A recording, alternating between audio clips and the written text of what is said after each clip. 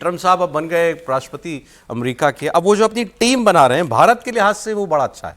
अखबारों में जो छप रहा है, अभी पुष्टि कोई ऐसी कोई नियुक्ति उन्होंने नहीं कर दी है, लेकिन जो छप रहा है हवाले से वहाँ के विश्वस्त सूत्रों के, वो जिसको अपना वो विदेश मंत्री बना रहे हैं, यूएस सेक्रेटरी ऑफ स्टेट कहते हैं उनको, ये है मार्को रूबियो।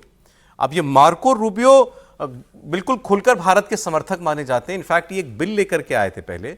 उस बिल में ये था कि जो अमेरिका के सबसे कट्टर पक्के वाले जो दोस्त हैं, जापान है, साउथ कोरिया है, इजराइल है, जिनको खुलकर कुछ भी मदद करता है, उन्होंने कहा कि इस श्रेणी में भारत को रखा जाना चाहिए। आपको टेक्नोलॉजी ट्रांसफर भी खुलकर करना चाहिए भारत को। तो इतना ये भारत के पक्ष में रहते हैं। दूसरे जो राष्ट्रीय सुरक्षा सलाहकार ट्रंप के होने वाले हैं वो है माइकल वॉल्ट्ज। माइकल वॉल्ट्ज तो बाकायदा इंडिया कॉकस के हेड रहे हैं। इंडिया कॉकस मतलब एक लॉबी ग्रुप जो हर देश अपना एक बनाता है। पाकिस्तान की भी बड़ी स्ट्रांग लॉबी है वहाँ पर। तो जो भारत की लॉबी है उसमें उनके सेक्रेटरी, उसमें उनके जो सांसद होते हैं वो उसको हेड करते हैं ये माइकल वॉल्ट्ज। तो इनको बनाया जा रहा है। और एक चर्चा चल रही है, अभी वो उसको लेकर के इन्फॉर्मेशन नहीं है, कि CIA के प्रमुख एक कैश पटेल करके व्यक्ति हैं, यंग हैं बहुत, ये भारतीय मूल के गुजराती हैं, कश्यप पटेल। इनको वो अपना CIA प्रमुख बना सकते हैं। और इनके बारे में जो मैं बार बार पढ़ रहा हूँ कि ये कुछ भी कर सकते हैं ट्रंप के लिए। इनका ऐसा रिश्ता है ट्रंप के साथ कि भाई जो उनको कह दिया जाए वो पूरा काम हो जाएगा।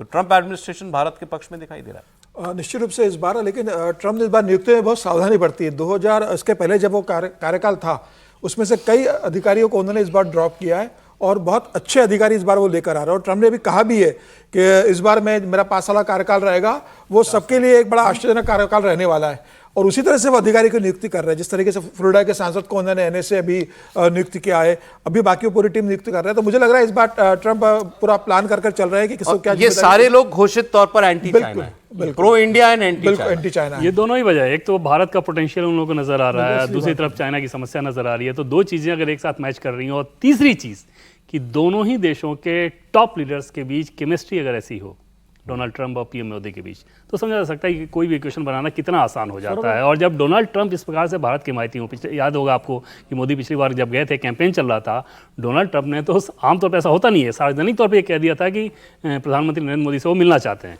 हालांकि PM मोदी समझा जा सकता है कि तब नहीं मिल सकते थे। वो इस वजह से नहीं हुई कि उस समय कैंपेन चल रहा था, तो भारत आपके इंटरनल पॉलिटिक्स में, डोमेस्टिक पॉलिटिक्स में किसी पक्ष के तौर पे नहीं दिख सकता था। लेकिन वो केमिस्ट्री है कमाल। एक अच्छी खबर आपके लिए भी है कि एक टीवी न्यूज एंकर को भी उन्होंने अपना टीम में शामिल किया है। तो अभी देखिए अभी क्या चल रहा है, एकता को उसमें डिफेंस के तौर पे, डिफेंस तो मतलब आप भी अपनी संभावनाएं तलाश सकते हैं।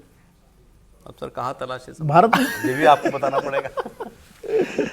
नहीं सर, यहाँ ठीक है, आप लोगों के साथ लाइटर नोट में कर समझ रहा हूँ सर।